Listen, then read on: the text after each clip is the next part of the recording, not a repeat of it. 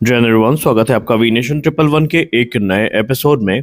और इस वीडियो में हम पहले बात करने वाले हैं कि क्या अब भारत अपने सुखोई 30 MKI फाइटर जेट को रशियन टेक्नोलॉजी की मदद से अपग्रेड करेगा। क्या यहाँ पर हमें विरूपाक्ष से पहले रशियन रेडार और AL-41 इंजन देखने को मिल जाएंगे। हम ऐसा क्यों कह रहे हैं, इसके पीछे की एक वजह है क्योंकि रूस ने इंडिया को एक बड़ा ऑफर दिया है, जहां पर रूस ने भारत से कहा कि आप अपने सुपर सुखोई प्रोग्राम में जो उनका एयरबिश ई रेडार है और AL-41F-1H इंजन है, इसको इस्तेमाल करें। ये जेट के लिए एक बड़ा अपग्रेड भी होगा और उससे कैपेबिलिटी इम्प्रूव भी होगी। लेकिन सवाल ये है कि क्या ये ऑफर फ्यूचर प्रूफ है या इंडिया को इंतजार करना चाहिए अपने खुद के विरूपाक्ष रेडार का। आइए समझते हैं। देखिए, इस समय सुखोई 30 MKI के साथ समस्या ये है कि हमारे पास 260 से ज़्यादा विमान है, लेकिन बीतते समय के साथ इनकी जो टेक्नोलॉजी है ये आउटडेटेड होती जा रही है। और यही कारण है कि भारत ने सुपर सुखोई प्रोग्राम को इनिशिएट किया है।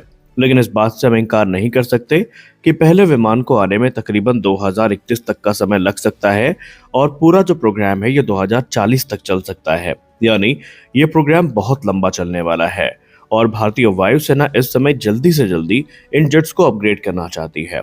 अब सुखोई 30 MKI के साथ तो समस्याएं काफ़ी हैं, लेकिन अगर हम कुछ मेजर प्रॉब्लम्स की बात करें तो इन जेट्स में अभी भी वही पुराना N011M बार्स रेडार लगा हुआ है और भारत इन जेट्स को अपग्रेड करना चाहता है और इस प्रोग्राम को ऑलरेडी हम लोग सुपर सुखोई के नाम से संबोधित करते हैं।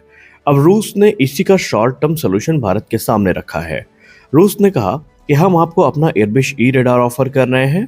दूसरा, हम आपको इंजन अपग्रेड के तौर पर AL-41 इंजन का भी प्रस्ताव दे रहे हैं। अब यहाँ पर पहले हम बात करते हैं रेडार की।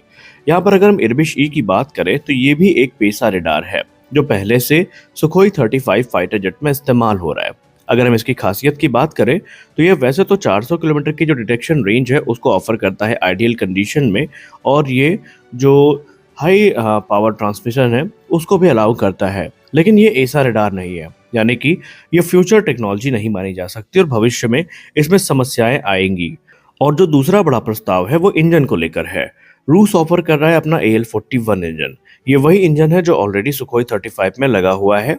इसका फायदा ये है कि ये ज़्यादा थ्रस्ट जनरेट करता है, इसकी फ्यूल एफिशिएंसी ज़्यादा है और ये ज़्यादा इलेक्ट्रिकल पावर जनरेट करता है। और ये जो एक्स्ट्रा पावर है ये एडवांस रेडार और एवियोनिक्स को सपोर्ट करती है। अब अगर हम AL-41 के केस को देखें तो आप समझ गए होंगे कि ये प्रस्ताव आज से नहीं आ रहा है, बल्कि पहले भी AL-41 की लोकल मैन्युफैक्चरिंग तक की जो बातचीत है वो भारत से हुई थी। लेकिन उस समय इंडियन एयरफोर्स ने इन इंजन को अडॉप्ट करने से मना कर दिया था, क्योंकि उनका मानना था कि उनकी रिक्वायरमेंट के हिसाब से AL-31 जो है ये उचित थ्रस्ट जनरेट करता है और इसीलिए शायद उन्हें इन इंजन की ज़रूरत नहीं है। लेकिन अब यहाँ पर प्लान रशिया का क्या है, आइए वो समझते हैं। देखिए, इस समय इंडिया रशियन ऑप्शन के साथ खुद जाएगा या नहीं जाएगा ये बात तो हम बाद में करेंगे, लेकिन हमें इतना ज़रूर पता है कि भारत इस समय जो इंडियन विकल्प है उस पर काम ज़रूर कर रहा है। हमारा जो विरूपाक्ष रेडार है वो 2400 TR मॉड्यूल्स के साथ आएगा और वो गैलियम नाइट्राइड टेक्नोलॉजी पर आधारित होगा, जो कि बेहतर टारगेट ट्रैकिंग देगा।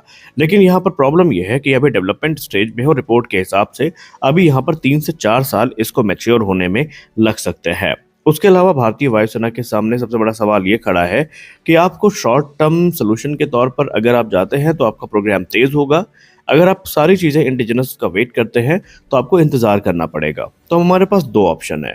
ऑप्शन एक है कि हम रशियन सिस्टम के साथ जाएं, जहाँ पर रेडीमेड अपग्रेड मिलेंगे, काम जल्दी होगा और टेक्नोलॉजी भी प्रूवन है। हमारे पास ऑप्शन दूसरा है कि हम इंडियन रेडार के साथ जाएं, जो ज़्यादा एडवांस है, फ्यूचर प्रूफ है, लेकिन इसमें हमें थोड़ा इंतजार करना पड़ेगा। यानी यहाँ पर भारतीय वायुसेना के सामने सवाल short term versus long term game का है।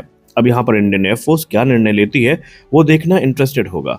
अब यहाँ पर रशिया ने एक और हिंट भी दिया है कि अगर भारत इससे भी कंफर्टेबल नहीं है तो फिर हम वही अपना पुराना प्रस्ताव, जो कि SU-57 का ऐसा रेडार है जिसको हम N036 बेल्का के नाम से जानते हैं, हम उसको ऑफर करते हैं। लेकिन यहाँ पर समस्या ये है, हमने अपने सुखोई 57 वाली वीडियो में आपसे कहा भी था कि ये रेडार साइज में छोटा है। इसको मुख्यतः SU-57 के हिसाब से डिज़ाइन किया गया है और SU-30 MKI का नोज कोन बड़ा है, यानी कि इसको SU-30 MKI के लिए हमें फिर से रीडिज़ाइन करना पड़ेगा और हो सकता है कि ये जो डील है ये SU-57 से जुड़ी भी हो। कुल मिलाकर यहाँ पर रशिया जो है भारत को फास्ट अपग्रेड की पेशकश कर रहा है, लेकिन भारत इस समय अपनी जो इंडिजिनस टेक्नोलॉजी है उस पर अडिग है। अब देखना यह है कि भारत चूज क्या करता है, ज्यादा स्पीड या फिर अपनी जो स्वदेशी टेक्नोलॉजी है उसको प्राथमिकता देता है। अगली रिपोर्ट में हम बात करने वाले हैं basically Rafale fighter aircraft manufacturing को लेकर आई एक रिपोर्ट से। देखिए, इतना तो हमें पता है कि राफेल फाइटर्स का निर्माण भारत में किया जाएगा और इससे भारत की जो एरोस्पेस मैन्युफैक्चरिंग कैपेबिलिटी है उसको एक मेजर बूस्ट मिलने वाला है।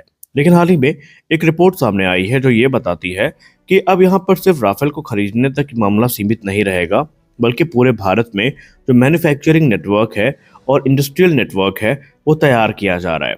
अगर हम इसको और आसान शब्दों में इलेबोरेट करें तो डसॉल्ट एविएशन अब भारत में और ज़्यादा जो भारतीय कंपनियां हैं उनको शामिल करने पर काम शुरू कर चुकी है। आप सबको पता है पहले से ही कि टाटा एडवांस सिस्टम लिमिटेड को यहाँ पर पार्टनर बनाया जा चुका है और कई नई जो भारतीय कंपनियां हैं वो राफेल के अब अलग अलग पार्ट्स को बनाएंगी। इसको भी डसॉल्ट एविएशन की तरफ से सुनिश्चित किया जा रहा है। इसका मतलब साफ है कि राफेल सिर्फ फ्रांस में नहीं बनेगा, बल्कि उसका बड़ा सप्लाई नेटवर्क आपको भारत में देखने को मिलेगा।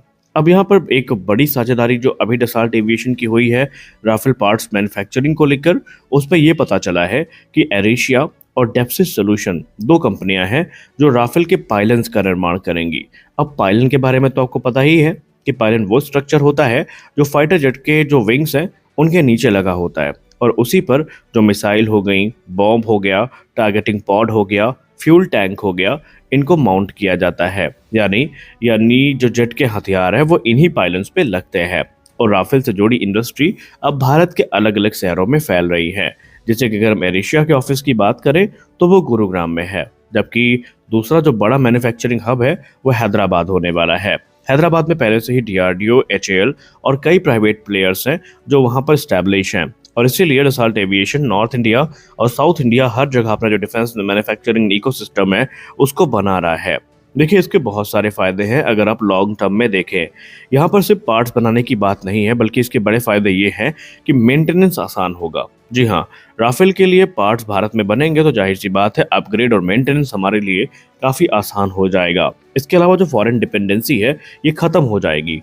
मान लीजिए कभी कोई युद्ध की स्थिति आती है या सप्लाई चेन रुकने का खतरा होता है, तो अगर सारी चीज़ें पहले से ही इंडिजनाइज हो चुकी हैं तो फिर वहाँ पर यह खतरा कम हो जाएगा और भारतीय जो इंजीनियर्स हैं उनको नई टेक्नोलॉजी का एक्सपोजर मिलेगा और इससे हमारे जो भविष्य के प्रोजेक्ट हैं जैसे कि एमका हो गया, तेजस हो गया, इनको सीधा फायदा मिलेगा। यानी अब राफेल सिर्फ एक फाइटर जेट खरीदने का प्रोग्राम तक सीमित नहीं रहा है, बल्कि धीरे धीरे भारत की जो एरोस्पेस इंडस्ट्री है उसको मजबूत करने वाला एक बड़ा प्रोग्राम बन रहा है। तो स्पष्ट है कि ये कदम हमारे लिए बेनिफिशियल है। अब देखना ये है कि हम डील फाइनलाइज करके विमानों का निर्माण शुरू कब करते हैं, लेकिन इतना तो पता है कि शुरुआती 1 से 2 स्क्वाड्रन हमें बनी बनाई मिलेंगी और बाकी का जो निर्माण है वो भारत में ही किया जाएगा। आज के इस वीडियो में बस इतना ही। मिलते हैं अगले वीडियो में, तब तक के लिए जय हिंद।